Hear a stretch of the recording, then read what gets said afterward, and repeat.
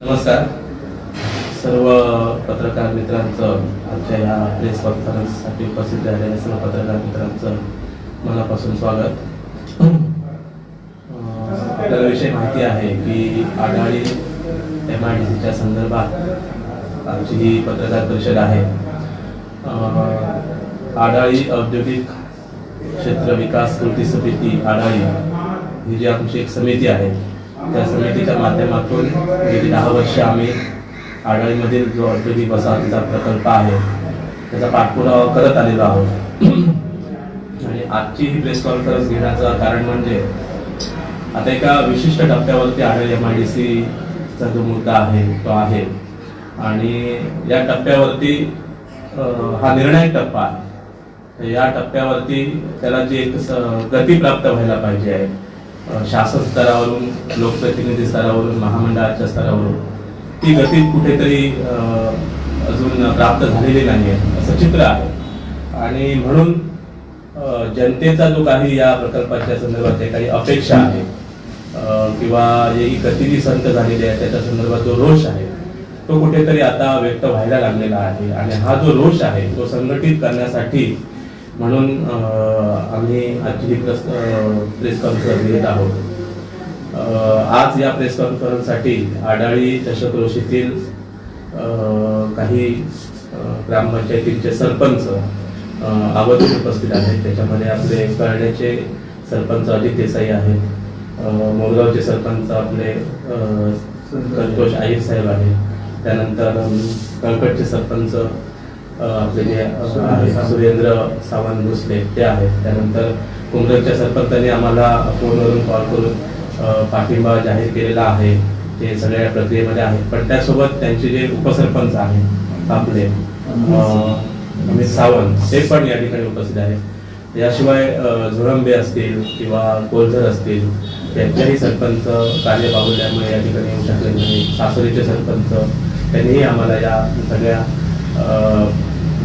MIDCच्या मुद्द्यावरती जे काही प्रश्न आहेत ते सोडवण्यासाठी म्हणून आम्ही जे काही आंदोलन आता करणार आहोत त्याला त्यांचा पाठिंबा आहे असं त्यांनी जाहीर केलेला आहे.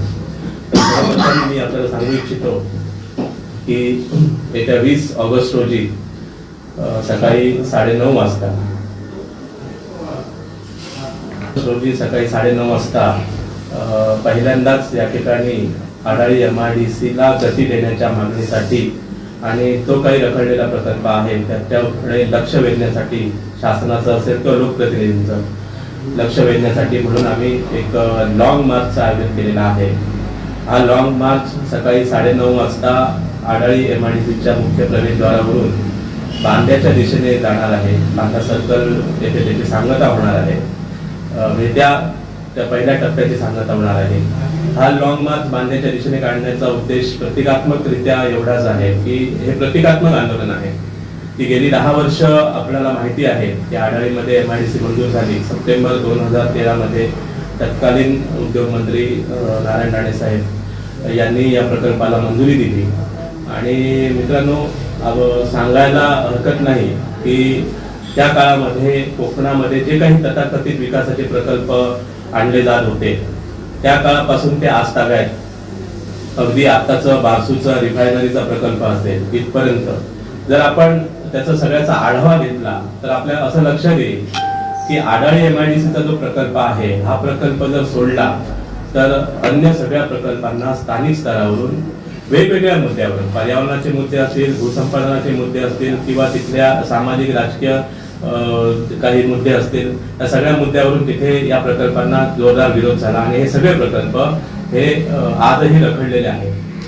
परंतु सप्टेंबर-ऑक्टोबर 2013 मध्ये जेव्हा आढाळी MIDCचा प्रकल्प मंजूर झाला त्यानंतर लगेचच त्याच्या भूसंपादनाची प्रक्रिया सुरू झाली आणि अवघ्या वर्षभरामध्ये 720 एकर मध्ये हा प्रकल्प मंजूर आहे. तर त्यापैकी अवघ्या वर्षभरामध्ये 80% आसपास क्षेत्र हे स्थानिक आम्ही जे ग्रामस्थ आहोत त्यांनी महामंडळाकडे हस्तांतरण करून दिले. आणि त्या वर्षभरानंतर हे हस्तांतरण झाल्यानंतर सरकारमध्ये थोडासा बदल झाला, सत्ता बदलली महाराष्ट्रातली आणि त्याच्यामुळे थोडासा राजकीय साठमारीत हा प्रकल्प अडकला की का अशी एक शंका आम्हाला यायला लागली.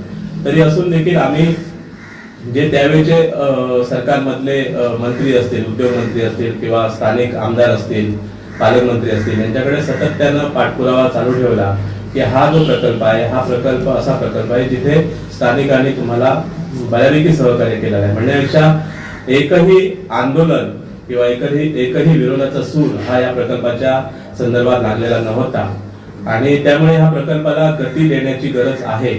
आणि आम्ही सातत्याने आडाळी औद्योगिक क्षेत्र विकास कृती समितीच्या माध्यमातून पाठपुरावा केल्यानंतर त्याच्यामध्ये काही पायाभूत सुविधांची कामं वगैरे जी होती, काही तांत्रिक त्यातल्या गोष्टी होत्या क्षेत्राच्या संदर्भात, त्या सगळ्या सोडवण्यात आल्या आणि पायाभूत सुविधांची कामं साधारणतः 2020 मध्ये सुरू झाली, 2019-20 मध्ये सुरू झाली. आणि त्याच्यानंतर आज जर आपण बघितलं तर जवळपास 3 ते 4 वर्ष होत आली. बऱ्यापैकी त्या ठिकाणी रस्त्यांची कामं झालेली आहेत. त्यातले जे प्लॉट्सचं डिमार्केशन आहे ते डिमार्केशन जवळपास पूर्ण झालेलं आहे. स्ट्रीट लाईटची कामं झालेली आहेत, पाण्याची सुविधा या ठिकाणी उपलब्ध झालेली आहे. आणि असं असताना आम्ही गेल्या वर्षी वर्षभर साधारणतः प्रयत्न करत होतो. गेल्या वर्षीच्या 15 ऑगस्टला आम्ही एक उपोषण पण सिंधुदुर्ग नगरीमध्ये केलेलं होतं आणि तिथे आम्ही मागणी केली होती की आता उद्योजक या ठिकाणी यायला तयार आहेत, उद्योजक येत आहेत, तर त्यांना प्लॉट्स आपण उपलब्ध करून देण्यात यावे, जेणेकरून उद्योजकांना आपल्या उद्योगांची उभारणी करण्यासाठी काही काळ जाईल आणि त्याच वेळी सायमल्टेनियसली एकाच वेळी दुसरी जी काही रखडलेली पायाभूत सुविधांची कामं आहेत ती पण एका बाजूने सुरू राहतील. अशा पद्धतीची मागणी आम्ही त्यावेळी केलेली होती आणि आम्हाला आश्वासन देण्यात की त्या संदर्भात योग्य ती कारवाई आम्ही लवकरात लवकर सुरू करू. त्यानंतर आम्ही उद्योग मंत्री महोदयांची गेल्या वर्षीच्या 17 ऑगस्टला जे आताचे विद्यमान मंत्री आहेत, उद्योग मंत्री आपले सामंत साहेब, त्यांचीही आम्ही मंत्रालयामध्ये भेट घेतलेली होती आणि त्यांच्याकडेही आम्ही मागणी केली की मोठ्या प्रमाणावरती आडाळीकडे उद्योजकांचा ओढा आहे. गोवा असेल, मुंबई असेल, पुणे असेल, तर या भागातले अनेक उद्योजक आज आडाळीमध्ये येत आहेत, स्वतः पाहणी करत आहेत आणि त्यांना इंटरेस्ट आहे तिथे उद्योग उभारण्यासाठी. कारण एकतर हा सगळा ऍक्च्युअल मध्ये ग्रीन फील्ड असा एरिया आहे, सुंदर असं वातावरण आहे, सामाजिक शांतता आहे, राजकीय शांतता आहे, त्यामुळे उद्योजकांना किंवा उद्योगाला इथे चांगला वाव आहे. आणि सर्वात महत्वाचं म्हणजे गोवा राज्याच्या सीमेवरती हा प्रकल्प आहे. गोवा राज्याचं मोपा इंटरनॅशनल एअरपोर्ट हे इथून जवळपास 15 किलोमीटरवरती आहे आणि आपल्या MIDCच्या एरियामधून हे एअरपोर्ट व्हिजिबल आहे, म्हणजे दृष्टिक्षेपात दिसतं समोरनं, एवढं ते जवळ आहे. तर त्याचा फायदाही या प्रकल्पाला होऊ शकतो. त्यामुळे त्याच्यासाठी तुम्ही योग्य नियोजन करा, उद्योजकांसाठी परिषद घ्या, अशा पद्धतीच्या अनेक मागण्या आम्ही गेल्या 1-2 वर्ष या सरकारकडे आणि महामंडळाकडे करत आलेलो आहोत. परंतु दुर्दैवानं असं म्हणता येईल की आपल्याला हवा तसा प्रतिसाद या दोन्ही घटकांकडनं मिळतोय असं दिसत नाही. जानेवारीमध्ये प्लॉट्स खुले करण्यात आले, परंतु प्लॉट्स खुले केल्यानंतर 15 दिवसच त्याची मुदत असते त्यांच्या नियमानुसार आणि 15 दिवसामध्ये आपल्याला त्या उद्योजकांना प्लॉट्स घ्यायचे असतात, त्यांनी ते ऍप्लिकेशन्स करायचे असतात. परंतु झालं असं की प्लॉट्स खुले करण्याआधी आमची अशी मागणी होती की त्याचा तुम्ही प्रचार करा. उद्योजकांच्या विविध संघटना आहेत, महाराष्ट्रामध्ये असतील, गोव्यामध्ये असतील, या संघटनांशी बोलून किंवा उद्योजकांच्या बरोबर बोलून तुम्ही या आपला जो इंडस्ट्रियल एरिया आहे त्याची माहिती त्यांच्यापर्यंत पोहोचवा आणि तुम्ही काय त्यांना सवलती सुविधा देणार आहे ते पण त्यांच्यापर्यंत पोहोचून नंतर तुम्ही प्लॉट्स खुले करा, जेणेकरून त्यांना चांगला प्रतिसाद येईल.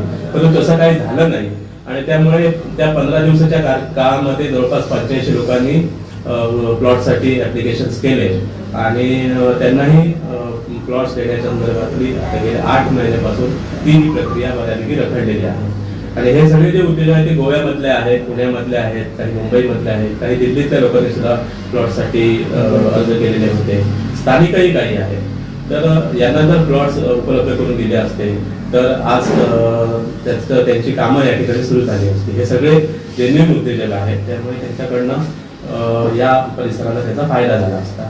तर तोही मुद्दा आज रखडलेला आहे आणि त्यामुळे आज कुठेतरी आपल्याला असं जाणवतं की जी गती आवश्यक आहे अशा प्रकल्पांना ती मिळत नाही आणि त्यासाठी आम्ही हा लॉंग मार्चचं आयोजन केलेलं आहे. हा लॉंग मार्च म्हणजे लोकांचा आवाज आहे. इथले लोक, इथले तरुण, इथल्या तरुणी आज नोकरीसाठी, व्यवसायासाठी गोव्यासारख्या ठिकाणी रोज ये जा करतात. हे लोक जेव्हा गोव्यामध्ये जातात त्यावेळी त्यांच्या आई वडील घरी असतात. ते ही लोक, आपली मुलं एकदा घरातून बाहेर पडल्यानंतर ती पुन्हा घरात येईपर्यंत आई वडिलांच्या डोळ्याला डोळा नसतो. कारण सिक्युरिटीचे अनेक प्रश्न असतात, रस्त्यावरची वाहतूक असते त्यांची, आणि हे रोजचं जगणं आता लोक कंटाळलेले आहेत, वैतागलेले आहेत. तर या सगळ्या लोकांना आडाळी दशकृषी असेल किंवा दोडामार्ग तालुका असेल, या लोकांना एक विश्वास आहे किंवा एक आशा आहे की आडाळीमध्ये काहीतरी उद्योग येतील आणि तिथे आपल्याला आपला पोट्या पाण्याचा प्रश्न सुटेल, अशी एक आशा आहे. परंतु त्या संदर्भातली जी जनभावना आहे ती अद्यापपर्यंत आपल्या लोकप्रतिनिधी आणि शासनापर्यंत पोहोचलेली आहे की नाही हा प्रश्न आहे.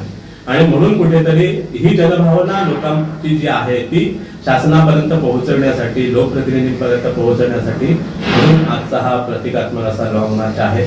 आणि या प्रेस कॉन्फरन्सच्या माध्यमातून मी सर्व आमचे जे तरुण आहेत, तरुणी आहेत किंवा त्यांचे पालक आहेत, त्या सर्वांना विनंती आहे की हे कुठल्याही राजकीय पक्षाच्या बॅनर खाली होणारं आंदोलन नाही.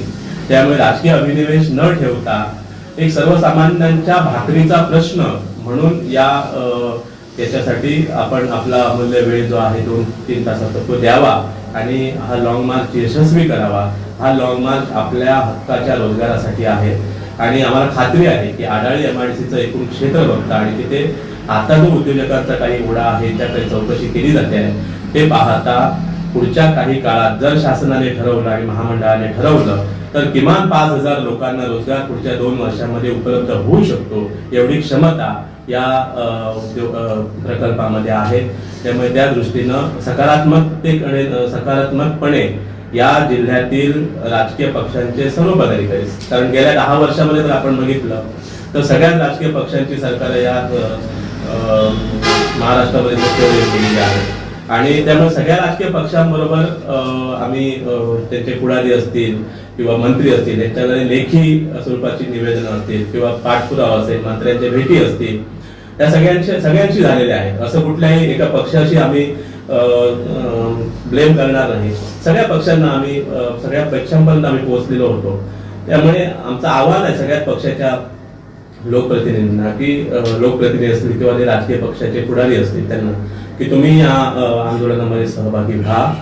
हा जनतेचा प्रश्न आहे, हा जनतेचा आवाज आहे. या दृष्टीने तुम्ही याच्याकडे बघा आणि लोकांच्या भाकरीचा प्रश्न फार महत्वाचा आहे. त्या दृष्टीनं जर योग्य नियोजन झालं तर पुढच्या काळामध्ये दोडामार्ग तालुक्याच्या संदर्भात एक मोठा प्रकल्प हा पहिल्यांदाच मार्गी लागला असं चित्र निर्माण होईल असं आम्हाला वाटतं. तर त्या दृष्टीनं आपल्या पत्रकार मित्रांनाही आमचं कळकळीचं आव्हान आहे की आपणही याच्यामध्ये एक नागरिक म्हणून सहभागी व्हायचं. परागजी, आपण अतिशय चांगला मुद्दा मांडलात की लोकांच्या भाकरीचा प्रश्न आहे. वास्तव आहे की गोवा राज्याच्या बॉर्डरवरील हा तालुका अजूनही कुठच्याही प्रकारचं रोजगाराचं साधन नाही आणि आडाळी MIDC मध्ये इथल्या रोजगाराला एक कुठेतरी एक आशा निर्माण झाली होती की रोजगार उपलब्ध होईल. पण जी आशा या तरुण युवकांनी पाहिली, इथल्या लोकांनी पाहिली आणि राज्यकर्त्यांनी अशा प्रकारचा प्रकल्प इथे दिला, म्हणजे आपण उल्लेख केला आणि वास्तव आहे की एकमेव असा प्रकल्प आहे कुठच्याही स्थानिक पातळीवर विरोध न होणारा प्रकल्प. खरंच राज्यकर्ते सकारात्मक दृष्टिकोनातून या प्रकल्पाकडे पाहतात. इतका वेळ का लागावा हा प्रकल्प सुरू होण्यासाठी? खरं तर हा प्रश्न आम्हालाही पडलेला आहे की एवढा गंभीर विषय आहे. म्हणजे कुठल्याही राजकीय पक्षांच्या निवडणुकीचा जर मुद्दा असेल तर कुठल्याही राजकीय पक्षांच्या अजेंड्यावरती हा मुद्दा असतो की रोजगार निर्मिती. परंतु रोजगार निर्मितीसाठी राजकीय पक्षांचे नेमके कार्यक्रम तरी काय असतात हा प्रश्न आम्हालाही पडलेला आहे. कारण आडाळी सारखा प्रकल्प जो सहजपणे तुम्ही मार्गी लावू शकता आणि सर्वात महत्वाचं असं वाटतं की एखाद्या आंतरराष्ट्रीय विमानतळापासून हाकेच्या अंतरावरती म्हणता येईल अशा पद्धतीने जर एखादा प्रकल्प असेल तर त्या प्रकल्पाचं महत्व हे रोजगाराच्या दृष्टीने, उद्योगाच्या दृष्टीने फार महत्वाचं आहे. आणि असं असताना सुद्धा राजकीय पक्षांच्या अजेंड्यावरती हा प्रश्न का येऊ नये असा आम्हाला प्रश्न पडला. आणि या प्रश्नातूनच आम्ही खरं तर ह्या लॉंग मार्चचं आयोजन केलेलं आहे की आम्हाला असं वाटलं की आडाळीचा मुद्दा आहे, आडाळीचा प्रकल्प आहे, म्हणजे आडाळीचाच विकास त्याच्यामध्ये होणार आहे का, तर असं अजिबात नाही. मी तुम्हाला प्रामाणिकपणे सांगतो की आडाळीची लोकसंख्या जी आहे ती जेमतेम 500च्या आसपास आहे. तिथे आत्ताची जे रहिवासी लोकसंख्या ती 500च्या आसपास आहे. त्याच्यामध्ये या प्रकल्पातून जे रोजगार निर्मिती होईल त्याच्यामध्ये माझ्या गावातील साधारणतः 20 ते 25 लोक तिथे थेटपणे नोकऱ्या किंवा करतील. तर बाकीचे सगळे आपापल्या व्यवसायामध्ये कुठे कुठे आजही गुंतलेले आहेत. या प्रकल्पातून ज्या काही संधी निर्माण होतील याचा खरा फायदा हा आडाळी दशकृषी असेल, दोडामार्ग तालुका असेल, बांदा परिसर असेल, येथीलच लोकांना होणार आहे. आणि त्यामुळे आमची अशी मागणी आहे की आमचं असं म्हणणं आहे की या प्रकल्पाला तुम्ही तुमच्या अजेंड्यावरती घ्या आणि हा आंदोलनाच्या माध्यमातून आम्हाला हा आवाजच लोकांचा या राजकीय पक्षांच्या लोकप्रतिनिधींपर्यंत असेल किंवा शासनापर्यंत असेल आणि जे कोणी राजकीय पदाधिकारी आहेत, कार्यकर्ते आहेत, त्यांच्यापर्यंत पोहोचवायचं आहे. आता आम्ही असं म्हणतो की आम्ही कुठल्याही राजकीय पक्षावरती प्रेम करण्यात सद्यस्थितीत तरी काही अर्थ नाही, कारण एका सकारात्मकतेने आम्ही सुरुवातीला पावलं टाकलेली होती आणि ही सकारात्मकता समन्वय जर आपण ठेवला तर मला असं वाटतं की या तालुक्याचं, या भागाचं काहीतरी भलं होऊ शकतं. कारण एकामेकावरती ब्लेम केल्यानंतर एकामेकाचे इगो असतात आणि ह्या इगोतून नंतर अनेक प्रश्न निर्माण होतात, जटिल होतात, उत्तर काही सापडत नाही. त्यामुळे समन्वयाच्या भूमिकेतून सध्या तरी आम्ही हा मार्च आयोजित केलेला आहे आणि जर वेळ पडली तर संघर्षात्मक भूमिकेतून उतरायची ही आमची तयारी आहे. नक्कीच आपण एक अतिशय चांगला उल्लेख केलात की राजकीय जर या गोष्टी आल्यात तर त्या ठिकाणी संघर्षाची भूमिका येते. पण 10 वर्षापासून हा प्रकल्प संपूर्ण कालावधी यंत्रणा तिथे काम करते. पूर्वीची राजकीय जर संपूर्ण परिस्थिती बघितली तर फार वेगळी होती. मात्र आजची जी परिस्थिती आहे, अगदी केंद्रापासून, राज्यापासून ते इथले स्थानिक आमदार, हे संपूर्ण जे सत्ताधारी पक्ष आहे त्या पक्षातलीच ही सगळी मंडळी आहेत. या सगळ्या सत्ताधारी पक्षातील मंडळींनी जर एकत्र येऊन हा जर प्रयत्न केला तर काय वाटतं तुम्हाला, काय होऊ शकतो? खरंच इतका वेळ लागू शकतो ही MIDC कार्यान्वित होण्यासाठी? तुम्हाला खरं सांगायचं म्हणजे राजकीय पक्ष जे आता जे सत्तेत आहेत त्याच्यामध्ये राष्ट्रवादीचा एक गट आहे, भाजप आहे, शिवसेना आहे, केंद्रामध्ये भाजपची एकाची सत्ता आहे. जर सर्व सत्तेत असलेल्या आणि विरोधात असलेल्या पक्षांनी जर एकत्रित समन्वयाने काम केलं तर काय होऊ शकतं याचं एक उत्तम उदाहरण तुम्हाला मी आढाईच्या MIDCच्या संदर्भात सांगतो. आढाळीमध्ये एक आयुष मंत्रालयाचा, केंद्रीय आयुष मंत्रालयाचा एक प्रकल्प प्रस्तावित होता आणि हा प्रकल्प भाजपचे काही पदाधिकारी, त्यावेळी तत्कालीन शिवसेनेचे काही पदाधिकारी यांनी मिळून एकत्रित मिळून तत्कालीन जे भाजपचे केंद्रीय जे मंत्री होते आपले श्रीपाद नाईक साहेब यांच्यापर्यंत हा प्रस्ताव पोहोचवला आणि त्यांनी त्या प्रकल्पाला मंजुरी दिली आणि आढाळीमध्ये हा प्रकल्प मंजूर झाला. केंद्राकडनं या प्रकल्पाला मंजुरी आल्यानंतर त्याला जागा देण्याच्या संदर्भात एक विषय होता आणि त्यावेळी 2 वर्षापूर्वी सरकार हे शिवसेना राष्ट्रवादी महाविकास आघाडीचं सरकार केंद्र सत्तेमध्ये होतं राज्यामध्ये आणि त्यांनी ही जागा द्यायची होती. त्यावेळी भाजपचे, मला आठवतं की आपले प्रमोद चटार साहेब ते लीड करत होते या प्रकल्पासाठी आणि त्यांच्या माध्यमातून त्यांनी हा प्रस्ताव केंद्रापर्यंत पोहोचवलेला होता. केंद्रात भाजपचं सरकार असतानाही महाराष्ट्रात मध्ये महाविकास आघाडीच्या सरकारने या प्रकल्पाला MIDC मध्ये 50 एकर जागा अलॉट केली. ही जागा ताब्यात दिली. आज ती महाराष्ट्र शासनाच्या ताब्यामध्ये जागा आहे MIDCच्या माध्यमातून आणि एक म्हणजे नाममात्र दरामध्ये ती जागा दिली आहे. तर हा जो प्रकल्प आहे ह्याच्यामध्ये समन्वय योग्य प्रकारे साधला गेल्यामुळे मीही त्यावेळी लिहिलेलं होतं की समन्वयाचं शुभ वर्तमान एका दृष्टीनं जर बघितलं तर आपल्याला हे या प्रकल्पामध्ये दिसून येतं आणि असंच जर समन्वयवादी भूमिका प्रत्येक पक्षाच्या लोकप्रतिनिधी असतील किंवा पदाधिकाऱ्यांनी जर घेतली तर निश्चितपणे आढाळीमध्ये किंवा आपल्या कुठल्याही प्रकल्पाला गती मिळण्यासाठी वेळ लागणार नाही. आणि मलाही आशा अशीच वाटते की सरकार भले कुठचंही असो, काल महाविकास आघाडीचं होतं, आज युतीचं आहे, उद्या कदाचित युतीचं राहील, परवा महाविकास आघाडीचं, पण ही विकासाची प्रक्रिया ही निरंतर चालणारी आहे. त्यामुळे राजकीय पक्षांच्या अजेंड्यावर स्थानिक पातळीवरती हा विषय येणं गरजेचं आहे. त्यांनी याला प्राधान्यक्रम दिला तरच हे होऊ शकतं. कारण आज केंद्रामध्ये जरी सरकार भाजपचं असलं तरी आम्ही पाठपुरावा करतोय केंद्राकडे, आम्ही राज्याकडे ह्याच्यापूर्वी पाठपुरावा करत होतो. सरकार कुठलंही असलं तरी आमची पाठपुरावा हा चालूच आहे. त्यामुळे आयुष प्रकल्प सुद्धा आज रखडलेल्या स्थितीत आहे ना. 2 वर्ष झाली तिथे जागा देऊन. तिथे जर प्रकल्प सुरू झाला, आता सुरुवातीला 200 कोटीचं बजेट आहे त्या प्रकल्पाचं, तिथून मोठ्या प्रमाणात रोजगार निर्मिती होऊ शकते. दुसरा एक महत्वाचा मुद्दा मी तुम्हाला या निमित्ताने सांगू इच्छितो की अलीकडच्या काळामध्ये एक काजू बोंडू पासून इथेनॉल निर्मिती करणारा एक प्रकल्प तिथे आणण्यासाठी काही माणसं, काही उद्योजक त्या ठिकाणी येऊन गेले आणि त्यांना पण तिथे 10 एकर जागा हवी होती.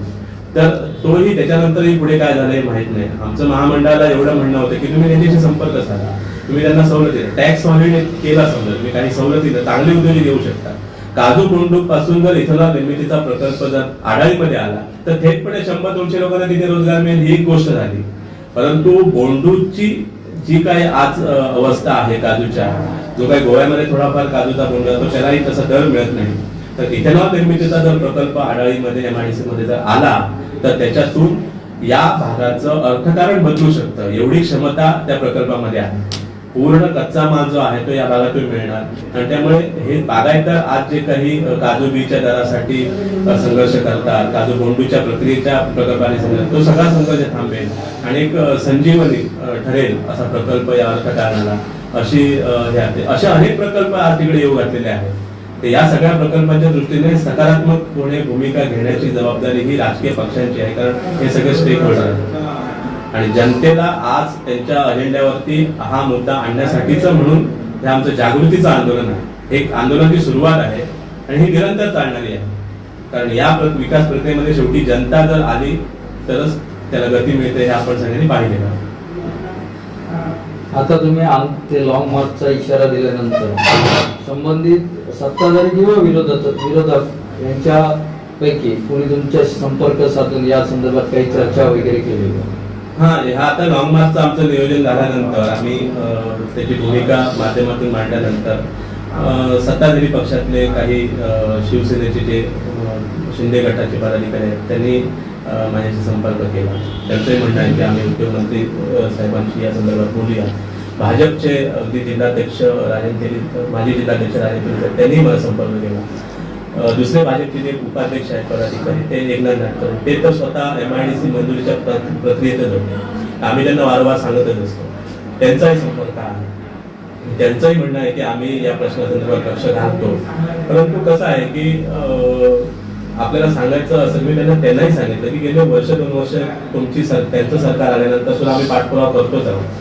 म्हणजे मी तुम्हाला म्हटल्यावर 15 ऑगस्टला कालच्या उपोषण केलं, त्यानंतर 17 ऑगस्टला माननीय उद्योगमंत्री महोदयांची भेट घेतली, त्यानंतर फडणवीस साहेबांकडे पण आमच्या निवेदनं गेलेली आहेत, अनेक गाठीभेटी झालेल्या आहेत. शेवटी वर्षभर थांबल्यानंतर आता कुठेतरी त्याची सुरुवात तरी किमान व्हायला पाहिजे होती. ती सुरुवातच जर होत नसेल आणि त्याच्या संदर्भात काहीच माहिती येत नाही, म्हणजे जबाबदार जे मंत्री महोदय असतात, पालकमंत्री असतील किंवा पदाधिकारी असतात किंवा स्थानिक आमदार असतील, त्यांनी सुद्धा कुठेतरी या संदर्भात जनतेसमोर येऊन भूमिका मांडायला पाहिजे. काही अडचणी असतील तर त्या मांडायला पाहिजे. तसंही कुठे आपल्याला दिसून येत नाही. त्यामुळे शेवटी आम्ही अनभिज्ञ आहोत ना. आमच्या लेवलला आम्ही पाठपुरावा करतोच आहोत. आम्ही जे माहिती आम्हाला मिळते त्याच्यावरती आधारून आम्ही आजपर्यंत थांबलो. पण तो आता कुठेतरी त्याचा जर जनतेचीच जर ती गरज असेल तर जनतेच्या अजेंड्यावर येणं आणि त्याच्यावरनं तो या राजकीय पक्षांच्या अजेंड्यावर विषय जाणं हे आम्हाला कुठेतरी महत्वाचं वाटतं. त्यामुळे काही झालं तरी 20 ऑगस्टचा लॉंग मार्च हा होणार आणि तो मला आशा आहे आम्ही ज्या पद्धतीनं आता गावोगाव बैठका घेतोय, गावोगाव लोकांशी बोलतोय, दशकृषी मधल्या लोकप्रतिनिधी स्थानिक आहे त्यांच्याशी बोलतोय आणि त्यांचा ज्या पद्धतीने रिस्पॉन्स येतो त्यांनाही कुठेतरी वाटते की हा मुद्दा महत्वाचा आहे आणि शासन प्रशासन याच्याकडे दुर्लक्ष करत आहे. त्यामुळे त्यांच्याकडनं येणार रिस्पॉन्स पाहता हा लॉंग मार्च होणार आणि यशस्वी होणार याबद्दल खात्री वाटते.